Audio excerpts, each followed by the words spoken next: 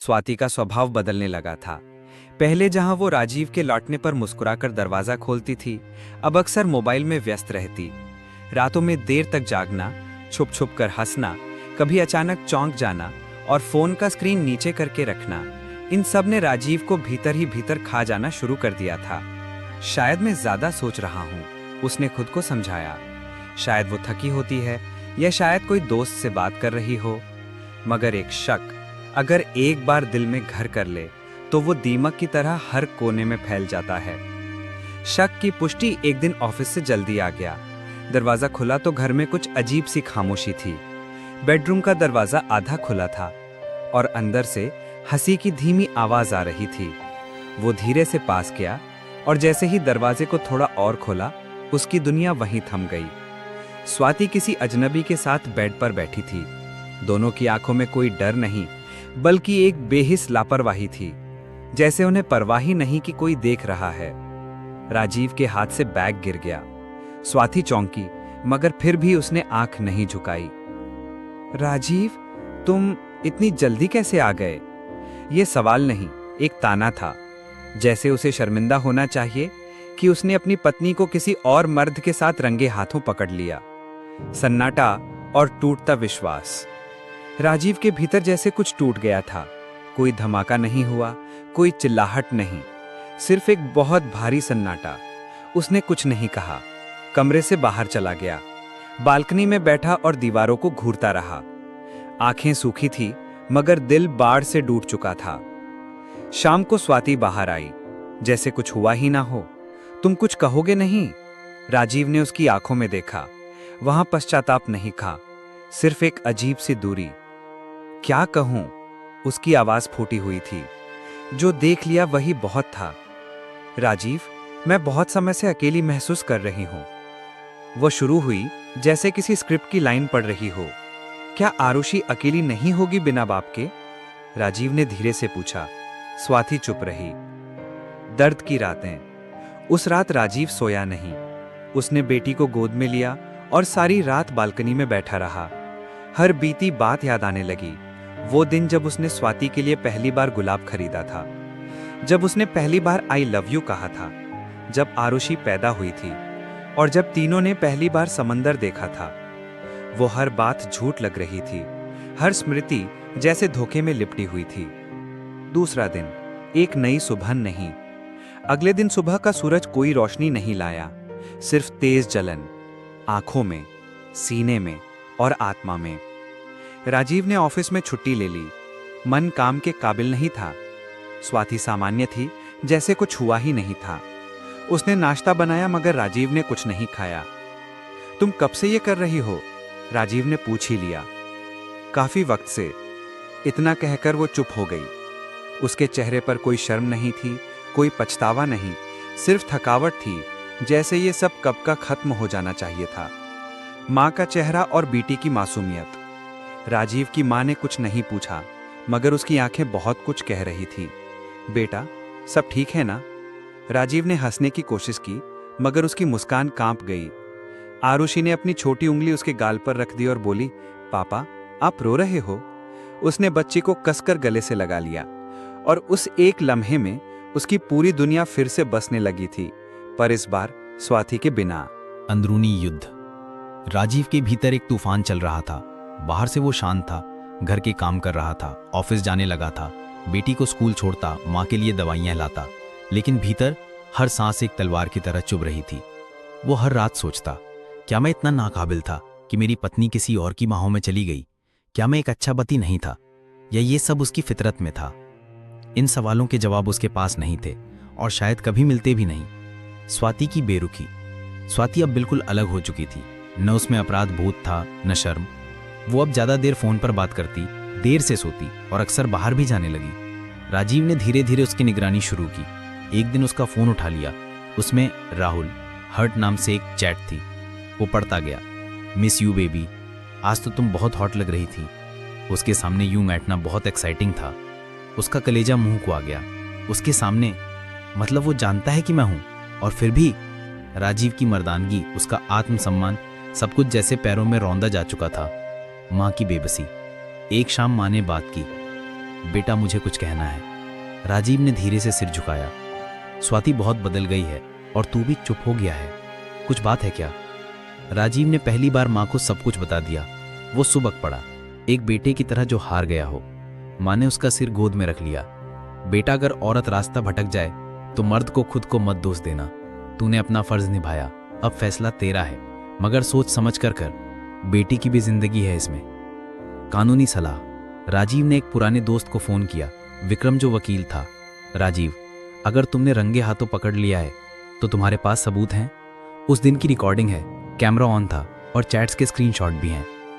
तो तुम उसे अडल्ट्री के आधार पर छोड़ सकते हो और कस्टडी भी मांग सकते हो आरुषि की। राजीव चुप रहा। मगर सोच लो, तलाक आसान नहीं होता, मानसिक रूप से तोड़ देगा। मगर अगर अब भी साथ रहोगे तो वो जिंदगी तुम्हारी नहीं रहेगी, सिर्फ सजा बन जाएगी।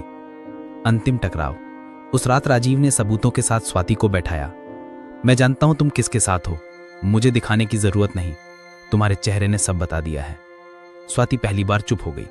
तुम्हें मुझसे प्यार नहीं रहा, ठीक है, मगर धोखा क्यों, झूठ क्यों, मेरी बेटी के भविष्य को इस गंदगी में क्यों खींचा? स्वाति का चेहरा सख्त हो गया। राजीव, मैं घुट रही थी, तुमसे बात करना बंद कर दिया था तुमने।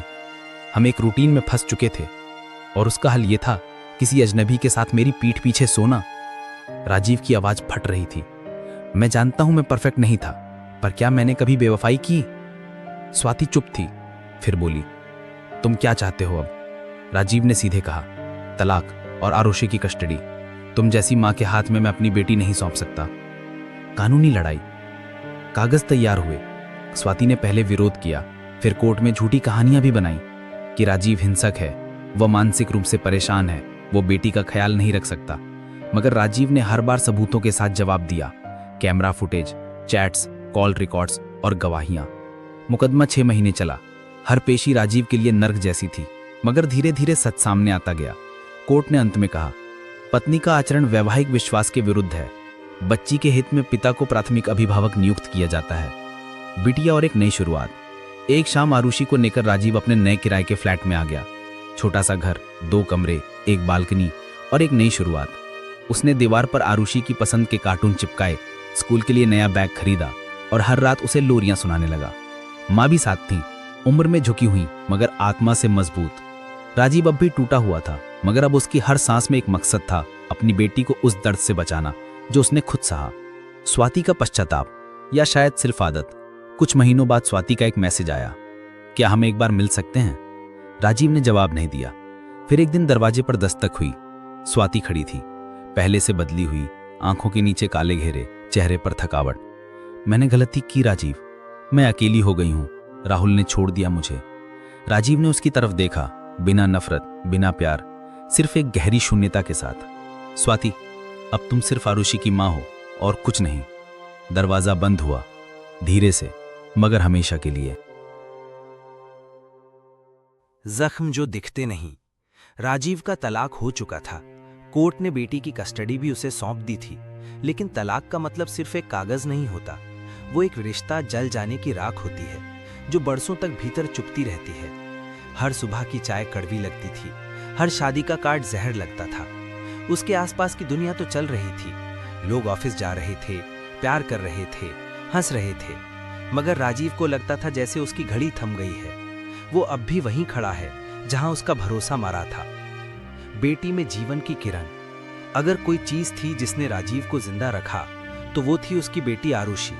वो नन्ही सी बच्ची जो अपनी टूटी फूटी भाषा में बोलती, पापा आप मेरे सुपर हीरो हो, पापा मम्मा को मिस करती हूँ, लेकिन आप बेस्ट हो।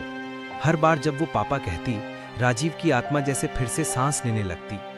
राजीव अब वही कर रहा था जो एक माँ और बाप दोनों करते हैं, स्कूल छोड़ना, खाना बनाना, बालों में तेल लगाना, लोरी सुनाना, और हाँ, कभी कभी उसकी गुड़िया बनकर खेलने भी बैठ जाना। वो हर रात खुद से कहता, शायद भगवान ने मुझे तोड़ा ताकि मैं आरुषि को पूरा बना सकूं। एक नई स्त्री, एक नई आहट। समय बीतता गया, 1 साल गुजर गया। एक दिन स्कूल में पेरेंट्स मीटिंग में राजीव की मुलाकात दिया नाम की एक महिला से हुई। अकेली माँ थी, पति को कैंसर से खो चुकी थी। धीरे धीरे दोनों के बीच बातचीत शुरू हुई। शुरुआत सिर्फ बच्चों के स्कूल के बारे में होती थी, फिर किताबों, फिर जिंदगी के बारे में। दिया की आंखों में भी वही खालीपन था जो राजीव अपनी आंखों में देख चुका था, मगर वहां एक रोशनी भी थी, जैसे अंधेरे में जलता दिया। भरोसे की दूसरी परछाई। राजीव के लिए भरोसा करना आसान नहीं था। एक शाम दिया ने पूछा, क्या तुम अब भी अपनी बीती जिंदगी में जीते हो? राजीव चुप रहा। भरोसा टूटना आसान है, मगर फिर से भरोसा करना सबसे बड़ी हिम्मत है, दिया ने कहा। राजीव को उस रात नींद नहीं आई। दिया की बात उसके जहन में गूंजती रही। क्या वो फिर से किसी को अपने दिल में जगह दे सकता है? क्या वो खुद को फिर से किसी के सामने खोल सकता है? स्वाति की अंतिम मुलाकात। करीब 2 साल बाद स्वाति फिर एक दिन दरवाजे पर आई। उसकी हालत और भी बिखरी हुई थी, जैसे कोई उम्मीद बची ही ना हो। क्या मैं आरुषि से मिल सकती हूँ? उसने पूछा। राजीव ने हाँ कहा, बशर्ते कि बेटी की मर्जी हो। आरुषि सामने आई, कुछ पल स्वाति को देखा, फिर बोली, आप मम्मा हो ना? स्वाति की आंखें भर आईं, मगर बच्ची की आवाज में वो गर्मी नहीं थी। पापा ने मुझे कभी मम्मा की कमी महसूस नहीं होने दी। स्वाति की आंखें झुक गईं। राजीव ने देखा, बदला नहीं लिया, बस सुकून मिला। पुनर्जन्म, नई शादी नहीं, नया जीवन। दिया और राजीव अब अच्छे दोस्त बन चुके थे।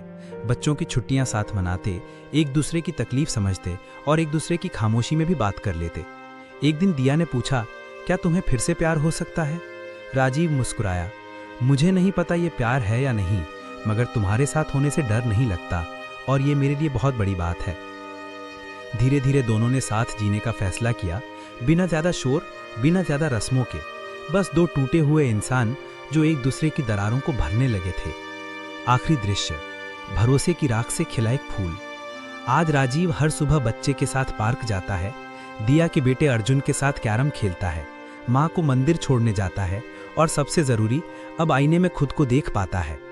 कभी वो सोचता है, काश ये सब ना होता, काश मेरी पहली शादी वैसी रहती जैसी फिल्मों में होती है। मगर फिर एक मासूम हंसी की आवाज आती है, पापा मैं बहुत लकी हूँ। वो बेटी को सीने से लगाता है और सोचता है, शायद यही मेरी असली जिंदगी थी, यही मेरा असली प्यार था। सीख, धोखा जिंदगी की सबसे कड़वी दवा है, मगर सही समय पर वो इंसान को उस सच्चाई से मिलवाती है जो उसके लिए सबसे जरूरी होती है। टूटना बुरा नहीं होता अगर आप फिर से खुद को गढ़ सको।